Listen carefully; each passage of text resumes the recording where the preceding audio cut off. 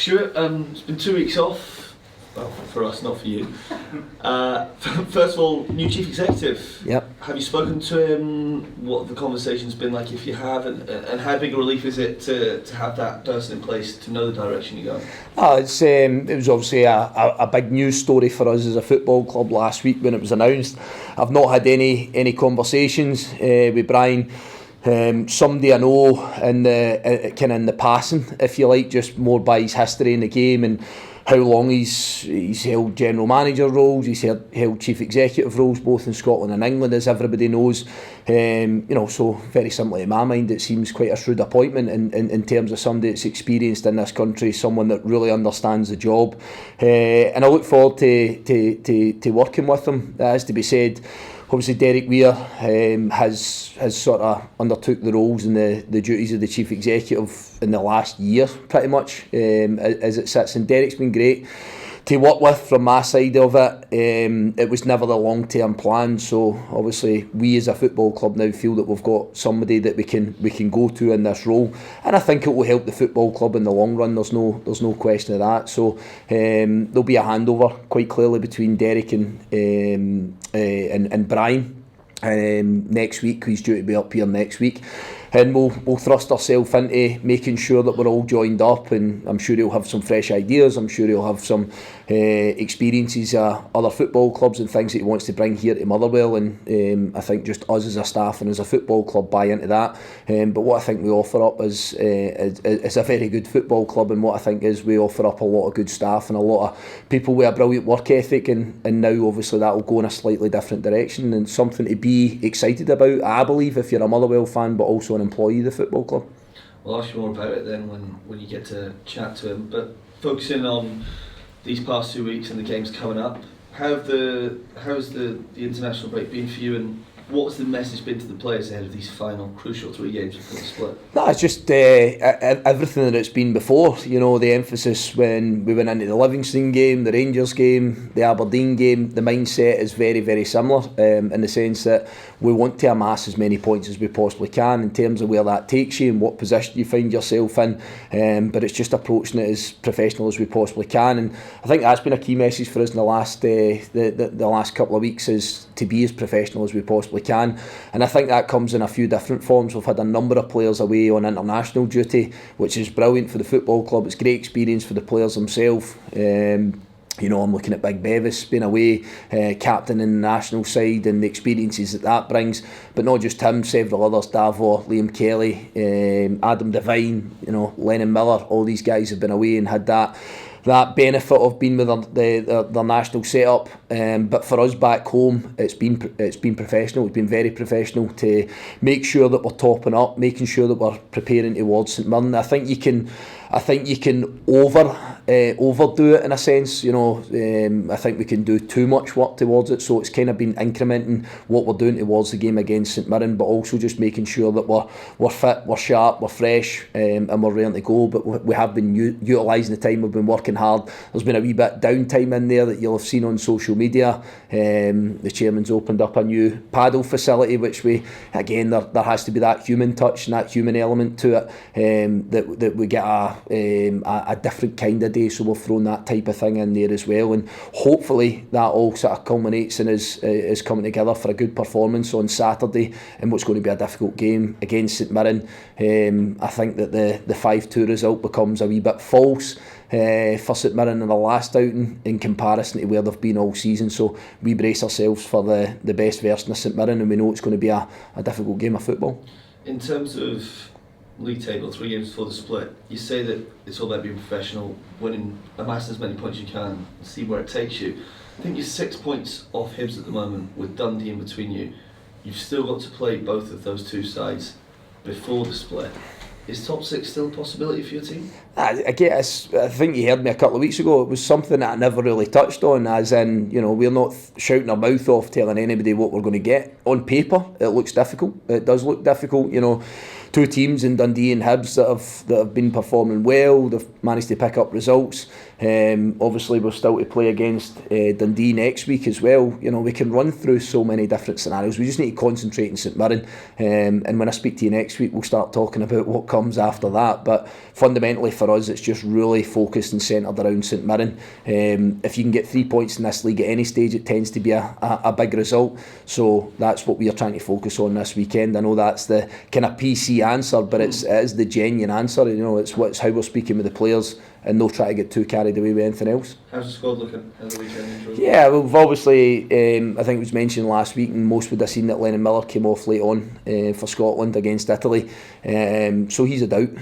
John Obika obviously remains out, Harry Payton, Callum Slattery, the longer term guys, but out with that, it's another day of training, it's another day assessing one or two that are coming back into the group for the first time for international duty, and then hopefully out with the ones John, Callum and Harry. Then we have the rest of the squad to pick from, but there's one or two wee concerns in amongst that, and we'll see how we go over the next day or two. Yeah, you can update on Harry Payton in particular, and also.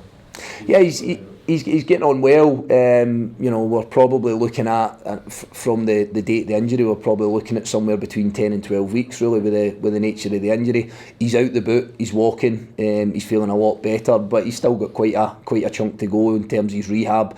I spoke to him again on Tuesday. He's upbeat and he's feeling better, but it's not imminent. He's returned to the first team. Might just sneak in a game or two. That was a hope. I think if he does, that'll be a real bonus, but that's kind of the time frame that we're looking at. It's going to be very much towards the last couple of games of the season if he's fit at that point. Just going back to Paul O'Brien, does that maybe give you a bit more certainty? I know we spoke a few weeks ago, you had plan A, plan B, I'm sure maybe even a C and a D in there, but does that maybe give you a bit more? Are things starting to come to a bit more concrete with the situation? Talk about investment and all that sort of thing. Yeah, I think that's the plan of the football club. You know, not just me. I always sit with a football plan, and as you rightly say, A, B, C, and D, because there's so many different outcomes, as you know, in this league, in the game in this country, and I always feel you have to be braced for them all. But what I think it does is it just sort of rubber stamps a little bit of clarity as to the chief executive. I tend to think, and a lot of people have got different ideas and thought processes on what a chief executive is. I tend to think it's the glue that brings every single department together. I tend to think it's the person that sort of drives the goals and the way that the football club wants to go, and the direction the football club wants to go. Now, me as the manager now in a football club, the football department is my bag. That's my focus. That's my main focus. And I've spoke long and hard about sometimes dipping into too much more outside of the football department through past experiences. And I found it really, really important that's just, you know, that's ultimately what I'm judged on.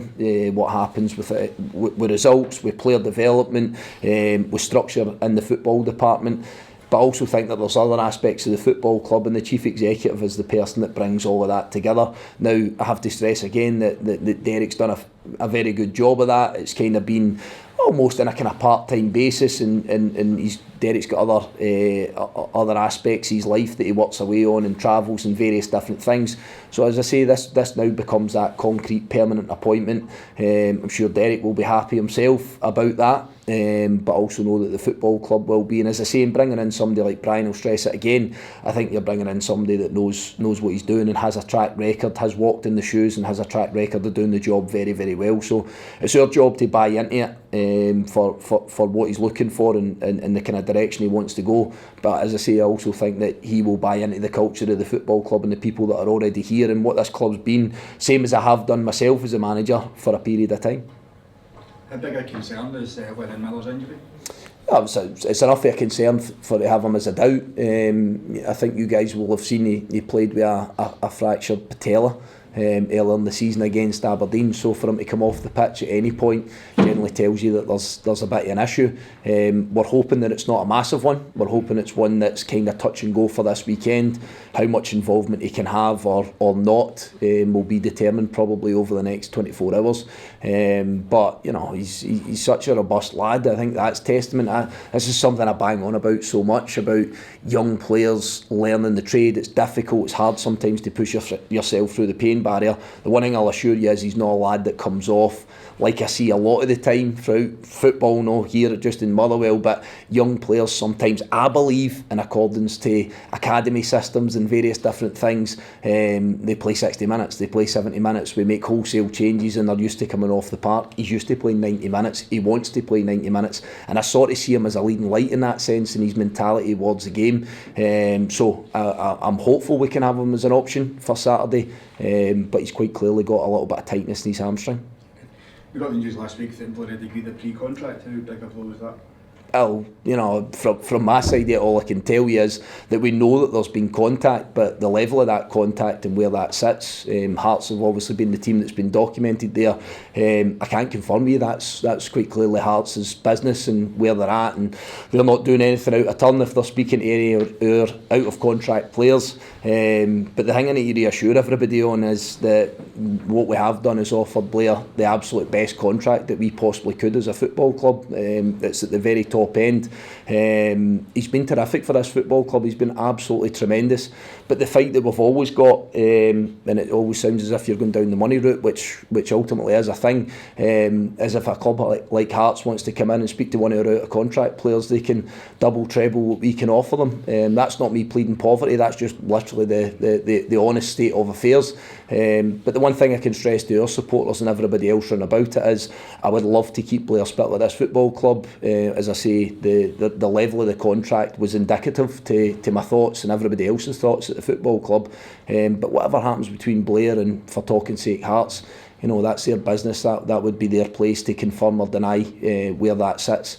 But you know, the one thing I think 99.9% convince everybody is that we have a player that's fully committed to this football club and will give everything, and there'll be absolutely no change in what everyone's seen over the course of this season. I'm certain of that because I know the lad so well. I'm certain of that because of how I watch him train and how I watch him play every week. He's fully committed to the cause here, and I really, really hope, come what may, that he, like the rest of our group, have a good end to the season. And moving on to Saturday, what do you expect from Motherwell against St Mirren? I think there's been, 3-4 tight games. We played them in the Cup, obviously, so that'll be us going into the fourth game of the season. They've been incredibly close. You know, you're splitting hairs between the two teams that play a similar kind of way. Two teams, I believe, that are pretty well drilled and well organised. And as I say, the games over the course of the season, you could sort of make arguments for and against who should come out on top. It is really tight, it's really close. I don't think there's much that split us. I think the last game here, we felt that we played the better football on the day. We felt we were the team that was really on the ascendancy. St Mirren won at 1-0, which was a disappointment for us. But even when you look at the games at St Mirren Park as well, they've been incredibly close, they've been really, really tight. So on that basis, I think that probably gives you an indication of what we're looking at here on Saturday. So can I ask, at the risk of going over an old topic that we discussed too much, but the club put out a statement last week about the VAR situation, yep, which seemed to resonate with a lot of football fans, not just Motherwell fans, but yep, specifically on the incidents we saw here against Aberdeen. Did the club get any clarification about the two decisions, the handball incidents? You know, again, fans are probably in the dark about why, yep, Motherwell's goal was disallowed, why it didn't go to a VAR review for the Graham Shinnie. Yeah, I think that's fair comment, and the way that you put it is absolutely spot on for me, because I think that there'll be a lot of supporters sitting here that still wonder why, you know, one or two of those decisions were given, and I think sometimes people believe that we do that as a football club just to be argumentative and just to make a noise and just to try and make a point, and that it's just this quest against officials, match officials. It's really not. It's really not. We kind of thought long and hard about our actions here as a football club, and it was a football club's decision. With regards the statement that we put out, we felt that it was measured. We felt that it was transparent from our thought process, but also it related to the rules of the game, you know, and what we seen on the pitch and what that specific rule we highlighted on that occasion was. There was initial contact before our statement, but there's not been any further contact off the back of our statement. Whether we were expecting that or not, you know, how much clarity there is in terms of the communication. You know, that will differ, I suppose, from various different clubs. But the one thing I've got to stress here, and I will get on my soapbox again, that's one slice of the cake, if you want to give some form of analogy in it, that we've given our bit on a particular game. There have been several others over the course of the season, and I think I've been shot at once or twice with people saying that, you know, I'm just crying about a couple of decisions against Aberdeen. I'm not. I'm putting into the equation what is this one element from ourselves. If you go across every other team in the top flight, they will give you similar examples. Some will be in relation to handball, some will be in relation to various other aspects, red cards and all the different things that come about. What I believe personally, what I think personally, is this whole thing is a bigger picture. What I believe is that there has to be some form of clarity in terms of the decisions that are made, you know, because I still don't have an explanation that justifies why Lennon Miller's goal was chalked off against Aberdeen. So I'm still a little bit in the dark in terms of where we were with the goal that we conceded against Ross County and the goal that we scored against Aberdeen, and how there's a different outcome in that. There's still, to my mind, not been any kind of clarity. There's mention of objective decisions, subjective decisions, but I'm sort of looking at the rule and the law that sits in the game and how you line all of that up. But I genuinely think that there is a bigger picture here. That was our fight, that was our cause off the back of the game against Aberdeen. In my opinion, how much an influence that has on what the outcome is of a game of football is huge. You know, midway through the first half you score a goal, the opposition look as if their body language changes a wee bit, and then all of a sudden that goal doesn't stand. That is a massive bearing in games. And if I just want to take it back to Motherwell sometimes, you know, we lost a game of football, but I'm big on this as well. I feel like we have to be at our absolute best and play at our best to win 3 points. There's another aspect in this sometimes where you might not be at your best. You look at how many teams in this division grind out results of a week. You know, sometimes we might not be at our best, and I acknowledge that we weren't on that particular day, but I really don't think that refereeing decisions can have such a big impact as what I felt they did on that day. I've said all along the clubs need to come together. There's an obvious grievance here in how, not so much with VAR, but how some of the rules have been implemented. Sometimes what we're seeing, sometimes how many times we're checking it and we're looking at it. Sometimes the communication, not just between, you know, the officials to the football clubs, but between themselves, and the language and the dialogue they use in accordance to the rules, etc. There is a big thing here. There is a big thing, and forever I'm saying that we can constantly fight our own fight and talk about our own situation, our own grievance that we have with a particular decision, but the football clubs and the Referees Association, the SFA, everybody, in my opinion, must look at this and realise that there's an obvious issue that we're currently riding with, an obvious issue that we currently have, in my opinion, and the only way to move forward. I have my own opinion on various aspects of it. No point me sitting here going through War and Peace on all of those points, but we have to at some point come together here. I believe, whether it's dropping ego and making sure that we're listening to others. I think I said this last season, I definitely did in an interview. That's the only way we're going to try and move things forward in this country, because I can assure people we don't want to just be sitting here shouting, having a go at referees, constantly sitting speaking to yourselves about the same thing over and over again, because I do become tired of it. I genuinely do. It starts to frustrate me, and the other aspect that probably comes out, and something I've heard at this minute, is that sort of blaming that managers are coming out to try and protect themselves and all the rest of it. You guys sit in front of me every week. I think I'm the first guy to stick my hands up if I feel that I've done something wrong or the players are off their levels. You know, I'm certainly not trying to blame referees for my own shortcomings. Anybody that knows me will know that I'm the first person, sometimes too quick to blame myself and the people round about us before I start pointing the finger of blame to others. So there's a lot of steps and a lot of conversations that need to be had, but these conversations must pack a punch. They must bring about some form of change.